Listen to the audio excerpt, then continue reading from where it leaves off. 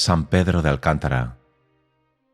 Pedro Garavita nació en el pueblecito de Alcántara, en Extremadura, en 1499.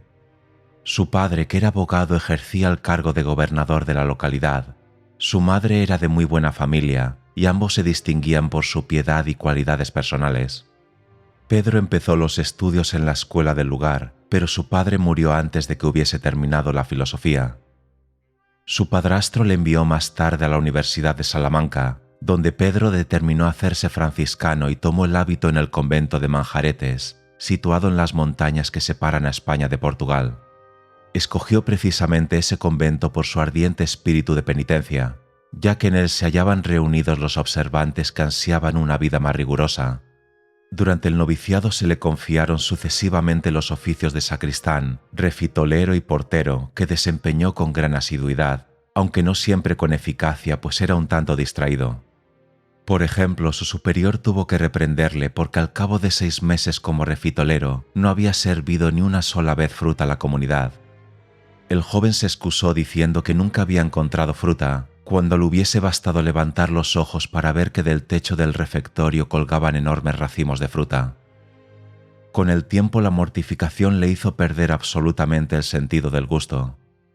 En cierta ocasión encontró en su plato vinagre salado y lo tomó como si fuese la sopa ordinaria. Su lecho consistía en una piel sobre el suelo. Solía emplearlo para arrodillarse a orar una buena parte de la noche y dormía sentado con la cabeza contra la pared. Sus vigilias constituían el aspecto más notable de sus mortificaciones, de suerte que el pueblo cristiano ha hecho de él el patrono de los guardias y veladores nocturnos. El santo fue reduciendo gradualmente el tiempo de su vigilia para no dañar su salud. Algunos años después de su profesión se le envió a fundar un pequeño convento en Badajoz, aunque no tenía más que 22 años y no era un sacerdote. Ejerció el superiorato durante 3 años, al cabo de los cuales fue ordenado sacerdote en 1524. Sus superiores le dedicaron inmediatamente a la predicación y más tarde le nombraron sucesivamente guardián de los conventos de Robredillo y de Plasencia. San Pedro precedía a sus súbditos con el ejemplo, observando a la letra los consejos evangélicos. Por ejemplo, solo tenía un hábito, de suerte que cuando lo daba a lavar o remendar se retiraba a esperar desnudo en un rincón del huerto. Por aquella época predicó en toda Extremadura con gran fruto de las almas. Además de su talento natural y de sus conocimientos, Dios le había favorecido con la ciencia infusa y el sentido de las cosas espirituales. Estos últimos son dones sobrenaturales que Dios no suele conceder sino a quienes han ejercitado largamente en la oración y la práctica de las virtudes. La sola presencia del santo era ya una especie de sermón, y se dice que le bastaba con presentarse en un sitio para empezar a convertir a los pecadores. Gustaba particularmente de predicar a los pobres, basándose en los textos de los libros de la sabiduría y de los profetas del Antiguo Testamento. San Pedro se sintió toda su vida atraído por la soledad. Como había rogado a sus superiores que le enviasen a algún monasterio remoto en el que pudiese entregarse a la contemplación, estos le enviaron al convento de Lapa, que era un sitio muy poco poblado, con el cargo de superior.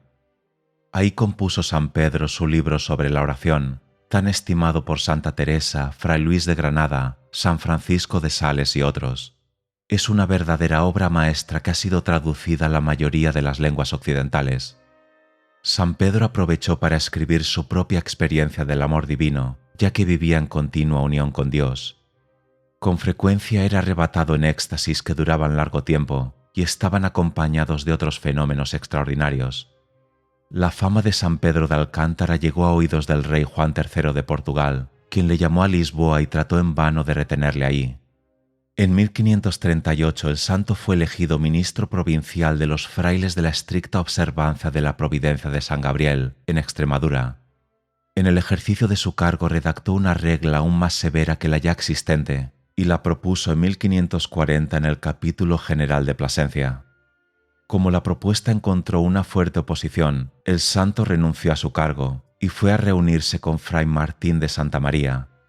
Dicho fraile, interpretando la regla de San Francisco como un llamamiento a la vida eremítica, construyó una ermita en una desolada colina llamada La Arábida, a orillas del Tajo, en la ribera opuesta a la de Lisboa.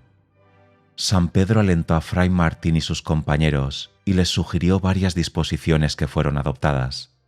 Los ermitaños iban descalzos, dormían en esteras o a ras del suelo, jamás tomaban carne ni vino y no tenían biblioteca. Poco a poco varios frailes de España y Portugal se adhirieron a la Reforma y los conventos empezaron a multiplicarse. En la ermita de Palaes se fundó el noviciado y San Pedro fue nombrado guardián y maestro de novicios.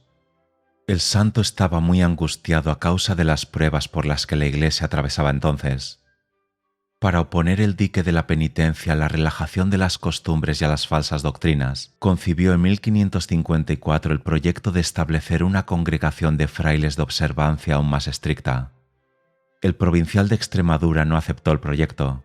En cambio, el obispo de Soria acogió la idea con entusiasmo, y San Pedro se retiró con un compañero a dicha diócesis a hacer un ensayo de la nueva vida eremítica. Poco después fue a Roma viajando descalzo, con el objeto de obtener el apoyo de Julio III. Aunque el ministro general de los observantes veía con malos ojos el proyecto del santo, este consiguió que el Papa le pusiese bajo la obediencia del ministro general de los conventuales y obtuvo permiso para fundar un convento tal como él lo concebía. A su vuelta a España, un amigo suyo construyó en Pedrosa un convento a su gusto. Tales fueron los comienzos de la rama franciscana conocida con el nombre de la Observancia de San Pedro de Alcántara. Las celdas eran muy pequeñas. La mitad de cada una de ellas estaba ocupada por el lecho, que consistía en 3 tablas desnudas. Los frailes no podían olvidar que estaban llamados a hacer penitencia, dado que sus celdas parecían más bien sepulcros que habitaciones. Un amigo de San Pedro que le había ayudado a llevar a cabo la reforma se quejó un día de la malicia del mundo. El santo replicó: «El remedio es muy sencillo. El primer paso sería que vos y yo fuésemos lo que deberíamos ser. Entonces estaremos en paz con nosotros mismos. Si todos hicieran eso, el mundo sería perfecto. Lo malo es que pensamos en reformar a otros antes de reformarnos a nosotros». Poco a poco otros conventos adoptaron la reforma. San Pedro escribió en sus reglas que las celdas no debían tener más de 2 metros de largo, que el número de frailes de cada convento no debía pasar de 8, que los frailes debían andar descalzos, consagrar a la oración mental 3 horas diarias y no recibir estipendios por las misas. Igualmente les impuso otras prácticas rigurosas que se acostumbraban en la Arábida.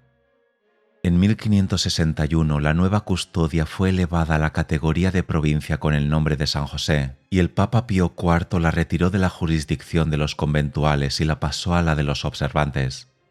Como suele acontecer en tales casos, la provincia de San Gabriel, a la que San Pedro había pertenecido, no vio con buenos ojos su empresa, y el santo fue tratado de hipócrita, traidor, turbulento y ambicioso por sus antiguos superiores. A esas acusaciones replicó sencillamente: «Padres míos, os ruego que toméis en cuenta la buena intención que me guía en esta empresa, pero si estáis plenamente convencidos de que no es para la gloria de Dios, haced cuanto podáis por echarla a pique». Efectivamente, los frailes de San Gabriel hicieron cuanto pudieron por echarla a pique, pero la reforma siguió ganando terreno a pesar de todo. En 1560, en el curso de una visita a su provincia, San Pedro de Alcántara pasó por Ávila movido por una orden recibida del cielo.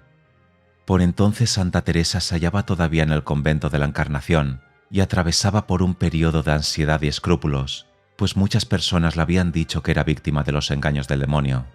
Una amiga de la santa consiguió permiso para que ésta fuese a pasar una semana en su casa, y ahí la visitó San Pedro de Alcántara. Guiado por su propia experiencia en materia de visiones, San Pedro entendió perfectamente el caso de Teresa, disipó sus dudas, le aseguró que sus visiones procedían de Dios y habló en favor de la santa con el confesor de ésta. La autobiografía de Santa Teresa nos proporciona muchos datos sobre la vida y milagros de San Pedro de Alcántara, ya que éste le contó muchos detalles de sus 47 años de vida religiosa. Santa Teresa escribió: «Me dijo, si mal no recuerdo, que en los últimos 40 años no había dormido más de 1 hora y media por día. Al principio su mayor mortificación consistía en vencer el sueño, por lo cual tenía que estar siempre de rodillas o de pie. En todo ese tiempo jamás se caló el capuchón, por ardiente que fuese el sol o tupida la lluvia. Siempre iba descalzo y su único vestido era un hábito de tejido muy burdo, tan corto y estrecho como era posible, y un manto de la misma tela. Debajo del hábito no llevaba camisa. Me dijo que cuando el frío era muy intenso acostumbraba quitarse el manto y abrir la puerta y la ventana de su celda para sentir un poco de calor al volverlas a cerrar y al ponerse el manto. Estaba acostumbrado a comer una vez cada 3 días y se extrañó de que ello me maravillase, pues decía que era una cuestión de costumbre. Uno de sus compañeros me contó que algunas veces no comían toda la semana. Probablemente eso sucedía cuando estaba en oración, porque solía tener grandes arrebatos y transporte de amor divino, de uno de los cuales yo misma fui testigo. Desde su juventud había predicado la pobreza con el mismo rigor que la mortificación. Cuando yo le conocí era ya muy viejo, y su cuerpo estaba tan débil y vacilante que parecía más bien hecho de raíces y corteza de árbol que de carne. Era un hombre muy amable, pero solo hablaba cuando le preguntaban algo. Respondía con pocas palabras, pero valía la pena oírlas, pues poseía un juicio excelente. Cuando Teresa volvió de Toledo a Ávila en 1562, encontró nuevamente ahí a San Pedro de Alcántara, quien consagró la mejor parte de sus últimos meses de vida y las fuerzas que le quedaban a ayudar a la santa en la fundación de la primera casa de carmelitas reformadas. El éxito de Teresa se debió en gran parte a los consejos y al apoyo de San Pedro, quien empleó toda su influencia con el obispo de Ávila y otros personajes. El santo asistió el 24 de agosto a la primera misa que se celebró en el nuevo convento de San José. En la época turbulenta de las fundaciones, Santa Teresa fue fortalecida y consolada más de una vez por las apariciones de San Pedro de Alcántara, quien ya había muerto por entonces. Según el testimonio de Teresa citado en el decreto de canonización, San Pedro fue quien más hizo por ayudarla en la empresa de la reforma del Carmelo. La carta que el santo escribió a Teresa acerca de la pobreza absoluta de la nueva fundación muestra que las dos almas se comprendían perfectamente. Decía: «Confieso que me sorprendo de que hayáis pedido el parecer de los hombres de ciencia para una cuestión en la que carecen de competencia.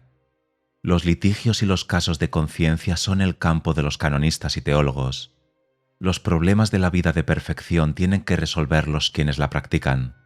Nadie puede hablar de lo que no conoce, y no toca a los hombres de ciencia determinar si vos o yo hemos de practicar los consejos evangélicos. Aquel que da el consejo da también los medios. Los abusos que se observan en los monasterios que no tienen rentas proceden no de la pobreza, sino de la falta de deseo de pobreza». 2 meses después de la inauguración del convento de San José, San Pedro de Alcántara cayó enfermo y fue trasladado al convento de Arenas para que muriese entre sus hermanos. En sus últimos momentos repitió las palabras del salmista: «Mi alma se regocija porque me han dicho, iremos a la casa del Señor». Enseguida se arrodilló y murió en esa actitud. Santa Teresa escribió: «Después que murió el Señor ha tenido a bien que me aproveche más que cuando vivía, ya que me ha ayudado y aconsejado en muchos asuntos, y le he visto frecuentemente en la gloria. Nuestro Señor me dijo una vez que escucharía cuantas peticiones se le hiciesen en honor de San Pedro de Alcántara. Yo le he encomendado que me obtenga muchas cosas de nuestro Señor, y todas mis peticiones han sido oídas». San Pedro de Alcántara fue canonizado en 1669.